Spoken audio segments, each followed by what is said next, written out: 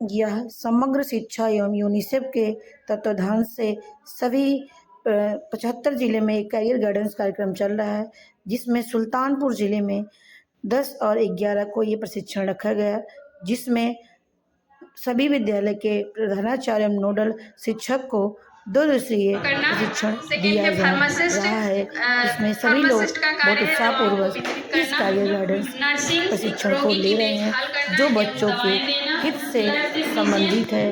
इसमें सभी अपना दृष्टिकोण देते हैं और दे रहे हैं इसमें। और इसमें स्टेट ट्रेनर श्रीमती संगीता गुप्ता और इसके साथ साथ श्री शैलेंद्र चतुर्वेदी के द्वारा यह प्रशिक्षण दिया जा रहा है। और इसमें देखिए सब अलग अलग एक्टिविटीज़ कराई जा रही है, जिसमें सभी नोडल शिक्षक एवं प्रधानाचार्य ले रहे हैं। इसमें अतिथि के रूप में जिला विद्यालय निरीक्षक भी आए और अपना दृष्टिकोण दिए। के जो बच्चे प्रमोट होकर 10वीं में आए हैं पास होके, उनको बताया, उनको थोड़ा जानकारी थी पिछली बार सत्र का भी, इस बार भी उनको बताया गया। करियर गाइडेंस प्रोग्राम इस साल से इस सत्र भी चल रहा है, तो जो जानकारियां उनको पहले से थी उसमें ऐड करते हुए, जैसे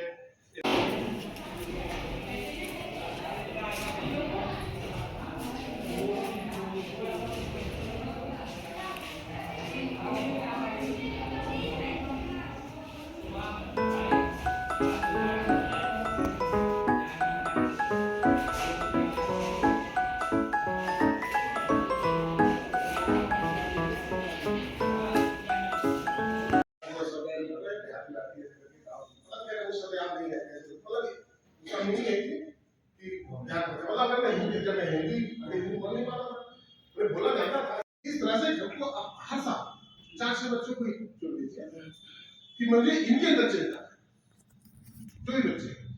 और आप जब हमारे विद्यालयों में कौन बच्चा 95% ऐसे बच्चे आते हैं जो एकदम बिलो पॉवर्टी लाइन के मेरे पास हो सकता है मिडिल क्लास के बच्चे शायद ही कोई काफी बच्चा आता होगा। मिडिल क्लास मतलब आप कास्ट से मत लीजिएगा, आप इकोनॉमिक कंडीशन से लीजिएगा। जो हमारे यहाँ बच्चे आते हैं वो सब बीपीएल के बच्चे। उसमें कुछ बच्चों की छाटी, जिन बच्चों को आप सोचते हैं कि इनका करियर आप बना सकते हैं, बाकी बातों को सबको लिए करने।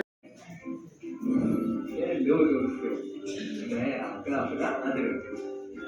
17 साल का हूँ और ओपन कॉलेज से पढ़ाई कर रहा हूँ। तो मेरे बैग में हमेशा किताबें खड़ी रहती हैं और दिमाग में आइडिया। कहानी में प्रभाव की पहचान में जो हमें पॉइंट आउट हुआ कि पहला है सोशल मीडिया इन्फ्लुएंसर्स, दूसरा बड़ा स्टार बनने का सपना, आप लोग और लोगों का सुनिए प्लीज। किसी प्रोडक्ट या सेवा की मार्केटिंग का प्रचार करना, चौथा मीडिया पर कंटेंट क्रिएटर्स बनने का सपना, पांचवा फॉलोअर्स को नकली शक्ल दिखाकर चीजें बेचना जो खुद भी इस्तेमाल नहीं करती थी। फिर विभिन्न स्तरों पर समस्या। सबसे पहले वो जैसा कि हमारी पहले टीम बता के गई है, सोशल मीडिया का प्रभाव उसके ऊपर भी रहता है। कुछ टैलेंट हंट टाइप का होता है, उसको देखता है वो, उसे वो लगता है कि वो भी स्टार बन सकता है। बट उसके अंदर एक अवधारणा ये रहती है कि स्टार जो होते हैं वो हमेशा बहुत खूबसूरत होते हैं, बहुत सुंदर होते हैं। ऐसा कुछ करने के लिए वो खुद के अंदर भी बदलाव लाता है। बट क्लास में कई ढंग के लड़के हैं और हम उन लड़कों को भेद करते हैं उनके रूप रंग से, उनके आकार से, उनके प्रकृति से, जिससे कि उस लड़के का नुकसान होता है। क्योंकि कुछ बालक मुखर हैं, कुछ लोग अंतर्मुखी होते हैं, कुछ बहिर्मुखी होते हैं और कुछ लोगों को विकलांगता होती है। उसको अगर हम ध्यान नहीं देंगे तो कभी कभी चयन प्रक्रिया हमें गड़बड़ी बनती है। जैसे ही इस खेल में कहा गया कि इन्होंने कुछ नहीं कहा किसी से, लेकिन खेल में टीम भावना के अनुसार इनका उद्देश्य था। जैसे कि एक डेनियल था, दूसरा क्या था, एक अदरक था। डेनियल को चयन समिति ने क्या किया कि उसको चयन नहीं किया, क्योंकि उसका शरीर मोटा था और थुलथुल था, वो सोता रहता था। उसको लगता था जब वो प्रैक्टिस बहुत करता था, लेकिन इसके बावजूद भी उसका चयन समिति ने नहीं किया। तो अपने नाटक में भाग लेने से कतराती हैं और बाद में थिएटर नाटक में जो है कुछ बच्चे मिल करके इन घटनाओं को उजागर करने का प्रयास करते हैं और नाटक में जो है बच्चे नाटक के माध्यम से उन घटनाओं को सभी दर्शकों के सामने लाते हैं, जिससे जो घटनाएं घटित हो रही थी, जिससे लड़कियां थिएटर में भाग लेने से कतरा रही थी, उसके मेंबर को उसकी गलती का, जबकि लास्ट में हमको पता चलता है कि हीरो सिर्फ अच्छा दिखने वाला ही नहीं होता है, अच्छा काम करने वाला होता है। सोसाइटी के लिए या फैमिली के लिए जो अच्छा काम करते हैं वही हीरो होते हैं। और बताया गया कि CII और तमन्ना टेस्ट, ये 2 प्रकार के टेस्ट हैं। इन 2 प्रकार के टेस्ट के आधार पर हम बच्चे का रुझान जान सकते हैं कि किस दिशा में और किस क्षेत्र में यह जो है जाने लायक है, और उसी दिशा में उसको जाने के लिए प्रेरित करना चाहिए। वहाँ पे तो CII टेस्ट जो है ये 170 प्रश्नों का शौक है। ये सब तो हम लोग जब शादी होती थी तब पूछा जाता। मैं यहाँ के शौक के लिए बता रहे कि मुझे लगता है कि सबके साथ मुझे रहना, मुझे रिश्ते बनाने बहुत अच्छे लगते हैं।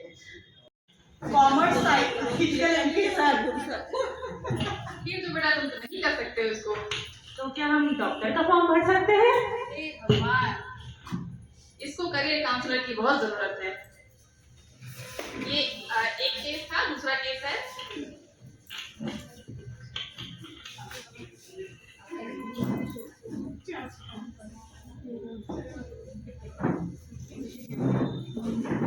अरे वाह, इस बार तो टीचर की खूब सारी वैकेंसी आ गई। इस बार पक्का टीचर बन के रहेंगे। आइए नोटिफिकेशन देखते हैं कितनी वैकेंसी आई है। हाँ, इस बार तो टीचर बन के ही रहेंगे हम लोग। क्या सब्जेक्ट है आपके? हमें तो हिंदी का टीचर बनना है और मेरा सब्जेक्ट था हिंदी, ज्योग्राफी और अंग्रेजी। अरे बाप रे, इसमें तो सब्जेक्ट कॉम्बिनेशन दे रखा है हिंदी प्लस संस्कृत होना चाहिए। हे राम, इस बार भी टीचर नहीं बन पाएंगे। हम बहुत समझाते हैं बच्चों को हिंदी संस्कृत। तो ये 2 केसेस थे हमारे विषय पे। तो दोनों केसेस में आप लोग समझ गए होंगे कि प्रॉब्लम कहाँ आ रही है। पहली प्रॉब्लम तो स्टार्टिंग में सॉर्ट आउट हो गई कि बच्चा जान गया, जब वो 10th पास किया 11 में गया तो उसको डॉक्टर बनना था, तो उसको समझा दिया गया। लेकिन दूसरी प्रॉब्लम का एकमात्र विकल्प यही था कि अब उसको एक विषय से संस्कृत से उसको दोबारा इंटर करना पड़ेगा, तब जाकर उसका कॉम्बिनेशन बनेगा। तो अब ये लोग करियर काउंसलर के पास जाएंगे। करियर काउंसलर मैम उनको बताएंगी कैसे क्या क्या करना है।